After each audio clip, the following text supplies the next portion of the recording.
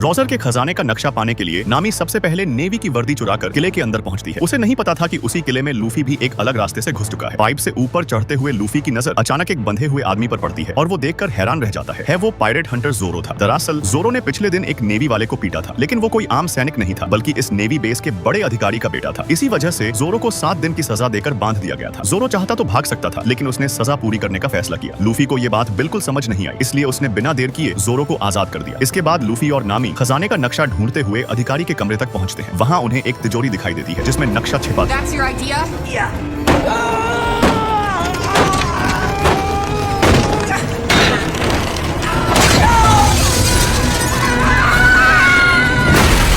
दोनों जैसे तैसे तिजोरी नीचे खींच ही रहे होते हैं कि तभी कई नेवी सैनिक वहां पहुंच जाते हैं। लूफी और नामी पूरी कोशिश करते हैं, लेकिन इतने सारे सैनिकों से अकेले लड़ना आसान नहीं था। तभी जोरो भी वहां पहुंच जाता है। लूफी ने उसे कैद से निकाला था, इसलिए इस बार जोरो भी उसके साथ लड़ने लगता है। अब तीनों मिलकर नेवी अधिकारी का सामना करते हैं। शुरुआत में उनकी टीम बिल्कुल सही नहीं चलती। लूफी अपनी तरफ से हमला करता है, नामी अपनी तरफ से, और जोरो अकेले लड़ता रहता है। लेकिन धीरे धीरे तीनों एक दूसरे की चाल समझ जाते हैं। लूफी सामने से हमला करता है और जोरो अपनी तलवार से सही समय पर वार करता है। आखिरकार तीनों मिलकर अधिकारी को हरा देते हैं। अब जोरो ने नेवी से सीधी दुश्मनी मोल ले ली थी, इसलिए वो तिजोरी उठाकर लूफी के साथ चल पड़ता है। नामी भी उनके साथ हो जाती है और लूफी की पहली छोटी टीम तैयार हो जाती है। लेकिन कोबी उनके साथ जाने से मना कर देता है, क्योंकि उसका सपना पायरेट बनना नहीं बल्कि नेवी में शामिल होना था। उसे पता था कि आगे चलकर शायद लूफी और वो दुश्मन बन जाए। फिर भी वो लूफी की मदद को कभी नहीं भूलेगा। लूफी भी उसे रोकता नहीं, क्योंकि दोनों के सपने अलग थे। आखिर में लूफी, जोरो और नामी एक साथ समुद्र की ओर निकल पड़ते हैं।